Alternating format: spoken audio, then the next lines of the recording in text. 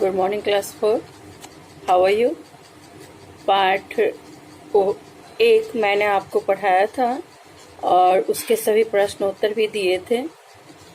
तो वो भी आपने अपनी अभ्यास पुस्तिका अपनी कॉपी में पूरा उस पार्ट 1 को कर लिया होगा और उसे याद भी कर लिया होगा।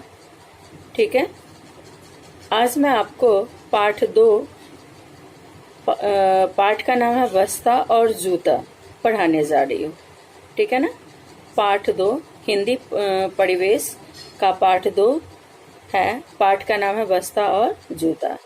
ठीक है, इस पाठ में विशेषकर हमें कैसे साफ सफाई से रहना चाहिए, साफ सफाई के महत्व के बारे में बतलाया गया है कि हमें अपने जो भी सामान है वो सही जगह पर रखना चाहिए, सामान को फैलाकर नहीं रखना चाहिए और अपने आसपास गंदगी नहीं होने देना चाहिए। अपने किताब, कपड़ों, कॉपियों आदि जो भी सामान है उनको उचित स्थान पर रखना चाहिए। और साथ ही हमें यह भी समझाया गया है कि हमें अपने जीवन में अच्छी आदतों को अपनाना चाहिए, अच्छी आदतों को अपने जीवन में सीखना चाहिए और उसे ही अपनाना चाहिए। ठीक है, कभी चोरी नहीं करना चाहिए, बड़ों का कहना मानना चाहिए। ठीक है, इन सभी अच्छी आदतों को अपनाने के लिए इस पाठ में बच्चों से कहा गया है। एक दिन परेश का जूता बैठे बैठे बहुत उदास था। इस पाठ में परेश नामक एक लड़का है जो कि विद्यालय जाता है और परेश की कुछ गंदी आदतें हैं जिस कारण से उसके जितने भी सामान हैं वो सब भी उससे बहुत उदास रहता है। ठीक है, तो परेश बैठा हुआ था। परेश का जूता आप उसके पास ही पड़ा था तो काफी उदास था। ठीक है ना, काफी खिन्न था। तभी उसे परेश के बस्ते में से किसी के कराहने की आवाज सुनाई दी। तभी उसे क्या हुआ कि परेश के बस्ते में से, बस्ते मतलब जो बैग वह स्कूल विद्यालय ले जाता था, उस बस्ते से किसी के कराहने की, मतलब कराहना मतलब दर्द भरी आवाज उसे सुनाई दी। किसे सुनाई दी? जूते को सुनाई दी। ठीक है, जूता अब सोचने लगा, अरे भाई तुम कौन हो, क्यों इतने दुखी हो। अब जूता उस बात पर सोचने लगा, भाई तुम कौन हो और इतने दुखी क्यों हो। ठीक है, जूता यह जानने की कोशिश करने लगा। बस्ते में से पुनः आवाज आई, दोबारा आवाज आई, मैं परेश का बस्ता हूँ। बस्ता हूँ मतलब अर्थात जिसमें परेश अपनी किताब कॉपियों को रखता है। तो बस्ते से आवाज क्या आई? जूते को सुनाई दी बस्ते से कि मैं परेश का बस्ता हूँ, वही बस्ता जिसमें वह अपनी किताबें, पेन, पेंसिल आदि सभी चीजों को ठूस ठूस कर भरता है। मतलब जबरदस्ती ठूस ठूस कर भरना, मतलब जितनी बैग में जितना आ सकता है, जितनी बैग की क्षमता है उससे कहीं और अधिक उसमें बहुत ज्यादा भरना, ठूस ठूस कर भरता है। साथ ही और भी न जाने कितना कूड़ा कबाड़ा भर लेता है। बस किताब और कॉपियां ही परेश के बस्ते में नहीं रहती, बल्कि साथ साथ में अन्य कागज भी, कूड़े कबाड़े जो उसके काम का नहीं है, उन चीजों को भी इन बस्तों में वह भर लेता है। ठीक है, अब जूता सोचने लगा, अरे मेरा भी उसी परेश ने नाक में दम किया हुआ है। नाक में दम करना ये मुहावरा है। नाक में दम करना का मतलब होता है परेशान करना। अब जूता कहने लगा कि भाई तुम तो परेशान हो ही, इस परेश ने तो मेरे भी नाक में दम कर रखा है। ठीक है, तब तो हम सचमुच में दोस्त बन सकते हैं, क्यों।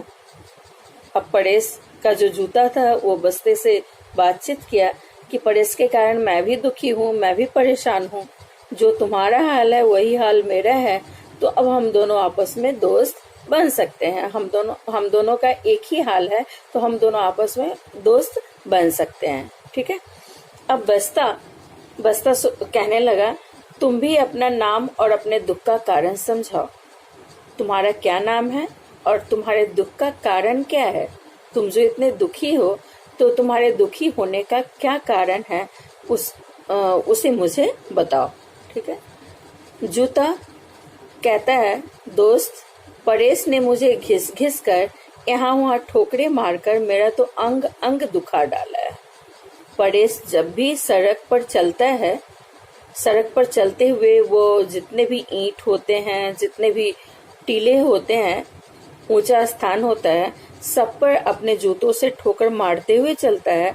वो सीधा होकर कभी सड़क पर नहीं चलता है, बल्कि सभी चीजों में ठोकर मारते हुए चलता है। जिससे क्या हुआ है कि मैं काफी घिस गया हूँ, और जब वो ठोकर मारता है तो मुझे बहुत दर्द भी होता है, और इससे मेरा अंग अंग दुखा डाला, मतलब मेरा पूरा शरीर जकड़ गया, मतलब बहुत दर्द होता है। यह सच है कि मेरा काम कांटों और कंकड़ पत्थरों से पैरों की रक्षा करना है, पर इसका मतलब यह तो नहीं कि बिना कारण मुझसे ठोकर मारी जाए। अब जूते ने अपना दर्द बयां किया बस्ते के सामने कि हाँ, ये तो मैं मानता हूँ कि जूतों का काम होता है जो पहनने वालों के पैरों को कंकड़ पत्थर कांटों आदि से उसकी सुरक्षा करना। लेकिन ये भी तो नहीं है कि जहाँ कुछ दिखाई दे वहीं ठोकर मुझे मारकर मुझे परेशान किया जाए। जूते ने किससे कहा? बस्ते से कहा। ठीक है, समझ गई है। अब बस्ते की बारी आई। बस्ता कहता है, मैं भी किताबें कॉपियां रखने के लिए बना हूँ। मुझमें भी किताबें कॉपियां रखना है, लेकिन सही ढंग से जिल्द लगी कॉपी किताबें अपने साथ लाने और ले जाने में मुझे भी अच्छा लगता है। अगर बैग को सही तरीके से रखा जाए और जितनी किताबें कॉपियां हैं सब में जिल्द लगी हो, जिल्द चढ़ा के, कवर चढ़ा के उसको तरीके से मुझ में रखा जाए, तो ये मुझे भी अच्छा लगेगा। पर मेरी भी तो परवाह करनी चाहिए। ठीक है ना। चलो, मेरा काम है कि उसकी किताबों, परेश की किताबों कॉपियों को ढोने का मेरा काम है, लेकिन यह तो परेश का भी काम है कि वह मेरी सुरक्षा करे। अगर मैं उसकी किताब कॉपियों को मैं ढोता हूँ तो उसको भी तो मेरी परवाह करनी चाहिए। अनावश्यक चीजों को यूं ही ठूस ठूस कर मुझ में उसे भरना नहीं चाहिए। अब देखो ना, परेश स्टापू खेलने के लिए परेश स्टापू खेलता है, जिसके लिए उसने स्टापू खेलने के लिए पत्थर आदि की जरूरत होती है। तो स्टापू खेलने के लिए पत्थर, गेंद, लट्टू के अलावा दुनिया भर का कूड़ा कचरा मुझ में भर देता है। जिस बस्ते का काम होता है किताब कॉपियों को रखना, किताब कॉपियों को ढूंढना, परेश अनेक कूड़ा कबाड़ा मुझ में भरकर स्कूल तक या फिर कहीं ले जाता है, और मैं उसके अनावश्यक कचरों को भी ढोता रहता हूँ। वह कभी भी मेरे बोझ के बारे, इतना जो बोझ मुझ में डालता है, कभी मेरे बारे में वह सोचता नहीं है। अब जूते की बारी आई। जूता कहता, हाँ दोस्त, ये बात तो सही है। परेश को हमारी परवाह बिल्कुल भी नहीं है। परेश रास्ते में चलते समय जिस पत्थर को देखता है उसे ही जूते से मार मार कर मेरा बुरा हाल कर देता है। जब परेश रास्ते में चलता है, अगर उसे कोई पत्थर दिखाई दे तो उस पत्थर में वह इतना ठोकर मारता है कि पत्थर का तो कुछ नहीं बिगड़ता, बल्कि मेरा ही अर्थात जूते का ही बुरा हाल हो जाता है। कुछ न हो तो दीवारों पर ही जूते से चोट करता है। पत्थर अगर नहीं मिले तो इतना शरारती है कि चलते हुए वह दीवारों पर ही ठोकर मारने लगता है। ठीक है, इससे दीवारें खराब होती है। अब ये तो आप जानते ही हैं कि जब हम सड़क पर चलते हैं तो हमारे जूते गंदे भी होते हैं। उसी जूते से अगर दीवार पर मारते हैं तो इससे क्या होता है, उससे तो दीवार को चोट पहुंचती है और दीवार भी गंदी होती है, तो इससे दीवार भी खराब होती है। यदि कभी वह मुझे पॉलिश लगाकर चमका ले तो मुझे कितनी खुशी होगी। प्रतिदिन पहनता है लेकिन कभी भी उसमें पॉलिश नहीं करता है। ठीक है, जूते ने कहा कि अगर वह पॉलिश करके मुझे चमका ले तो मुझे भी अच्छा लगेगा, और इससे जो परेश के जो चमके हुए जूते पहने अगर कोई उसे देखेगा तो उन पर भी उसका प्रभाव पड़ेगा। इन बातों को कभी भी प्रवेश सोचता नहीं है। ठीक है, पर उसे क्या फर्क पड़ता है, वह क्या जाने दूसरों की पीड़ा। अब जूते ने कहा बस्ते से, लेकिन हमारी बातों का परेश पर कोई फर्क नहीं पड़ता है। हमें कितना कष्ट होता है, कितना दुख होता है, वो हमारी पीड़ा से अनजान है। हमारे पीड़ा को, हमारे कष्ट को वह समझता नहीं है। ठीक है, परेश को हमारी परवाह नहीं है। अब बस्ता कहता है, यदि परेश दूसरों की पीड़ा महसूस करता तो रवि की कॉपी चुपके से उठाकर अपने बस्ते यानी मुझ में क्यों रखता। हाँ, ये बात तो बिल्कुल सही है। परेश दूसरों की पीड़ा, दूसरों के दुख दर्द को नहीं समझता। अगर वह दूसरों की पीड़ा को समझता तो वह अपने दोस्त रवि की कॉपी चुपके से उठाकर अपने बैग अर्थात मुझ में बस्ते में नहीं रख लेता। मैं चीख चीख कर कहता रहा कि चोरी करना गलत बात है। अब मुझ में जैसे ही उसने रवि की कॉपी रखी, मैंने चीख चीख कर परेश को समझाना चाहा कि दूसरों की चीज लेना सही बात नहीं है, लेकिन मेरी बात को वह माना नहीं।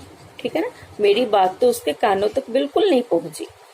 और जब पूरी कक्षा के बस्तों की तलाशी ली गई तो मेरा सिर शर्म से झुक गया। अब जब रवि की कॉपी नहीं मिली तो पूरे कक्षा में जितने भी बच्चे थे सबका बैग तलाशा गया। सबके बैग में रवि की कॉपी ढूंढी गई। जैसे ही रवि की कॉपी मुझ में मिली, मेरा सिर शर्म से झुक गया। सिर शर्म से झुक जाना मतलब लज्जा होना। ठीक है ना, वो जो परेश का बस्ता था वो शर्मा गया, बहुत लज्जित हुआ जैसे ही रवि की कॉपी उसमें मिली। अब जूते की बारी है। जूता कहता है, शर्म से तो मेरा सिर भी झुक गया था जब कक्षा में सब बच्चों की पोशाक और जूतों का निरीक्षण हो रहा था। ठीक, ये तो आप जानते ही हैं कि कक्षा आरंभ होने से पहले आप लोगों का जो ड्रेस है, किताब कॉपियां है, उन सभी चीजों का देखरेख किया जाता है, निरीक्षण किया जाता है। उसमें अगर किसी की किताब कॉपियों में कवर नहीं होते हैं तो उन्हें उसे कवर करने के लिए, जिल चढ़ाने के लिए कहा जाता है। अगर आपके यूनिफॉर्म गंदे होते हैं तो आपको सजा भी मिलती है उसके बदले, और अगले दिन फिर साफ यूनिफॉर्म पहनकर आने को कहा जाता है। तो जूता कहता है कि हाँ, ये बात तो सही है। जब कक्षा में शिक्षिका या शिक्षक सभी बच्चों का निरीक्षण करते हैं और जब मेरी बारी आती है तो मेरा भी सर, परेश का जूता कहता है, जब मेरी बारी आई, जिसके मतलब परेश के जूते का निरीक्षण हुआ, तो मेरा भी सिर शर्म से झुक गया। उस समय सबसे घिसा पिटा, मैला कुचैला और बदसूरत मैं ही था।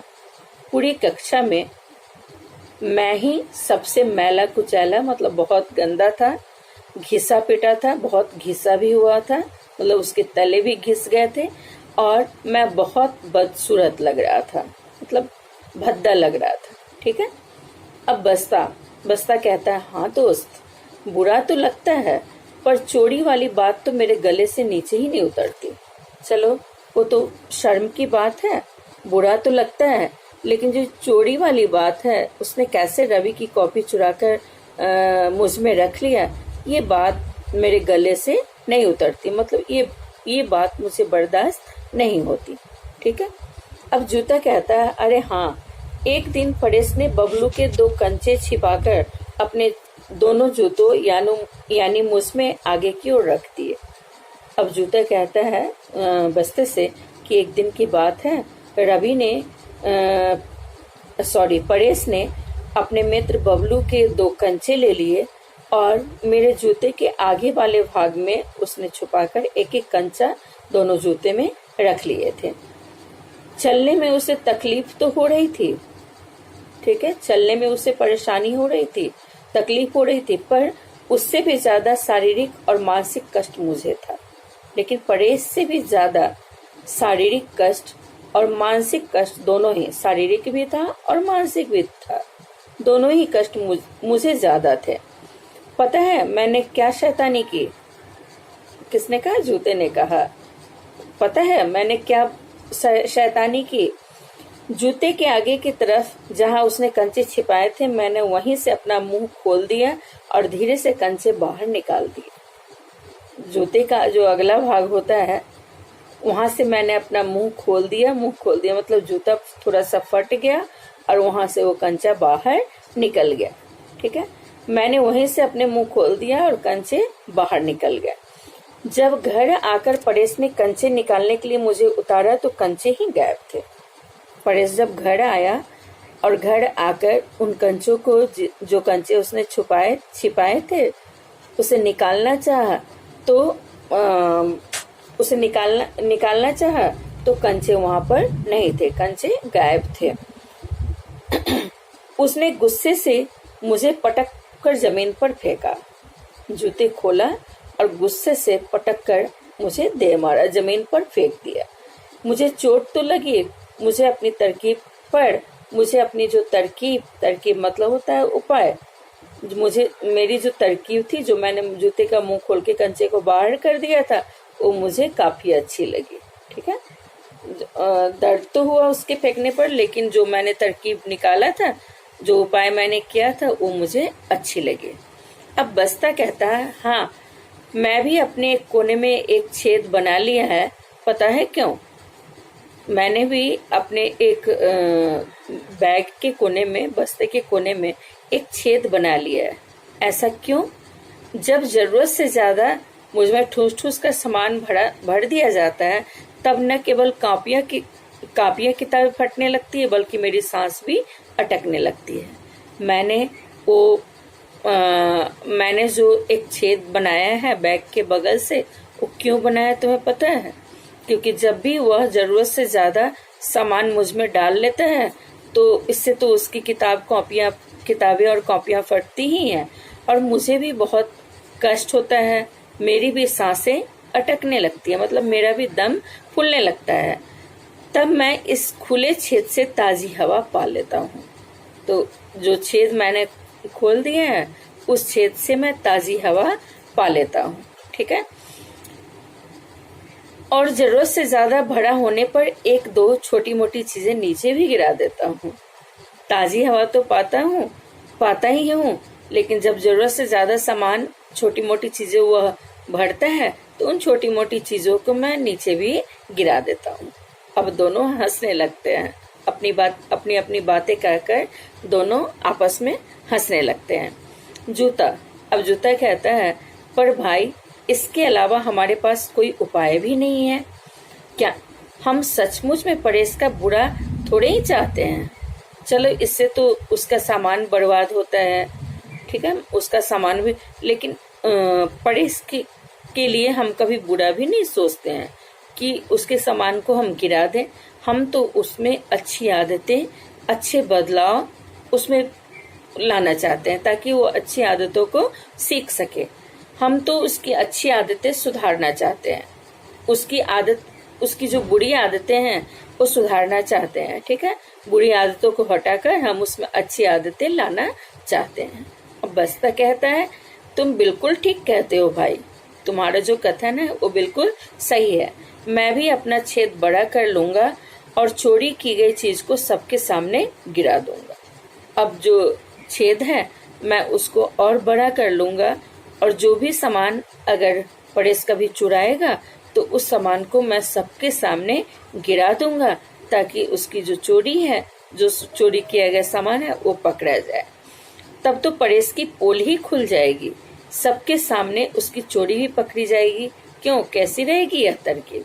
दोनों ने बात किया, जैसे मैं सबके सामने उसकी चोरी किए गए हुए सामानों को गिरा दूंगा, तो जो उसका भेद है वो भी खुल जाएगा, और जिसका सामान होगा उसे भी मिल जाएगा।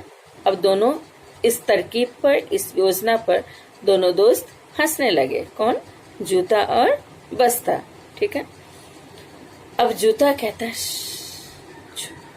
ये बातें किसी को पता नहीं चलना चाहिए, किसी के आने की आहट आ रही है। ठीक है ना। जूता कहता है चुप हो जाओ, अब लग रहा है कि कोई आ रहा है, किसी के आने की आहट आ रही है, कोई हमारी बात न सुन ले। हम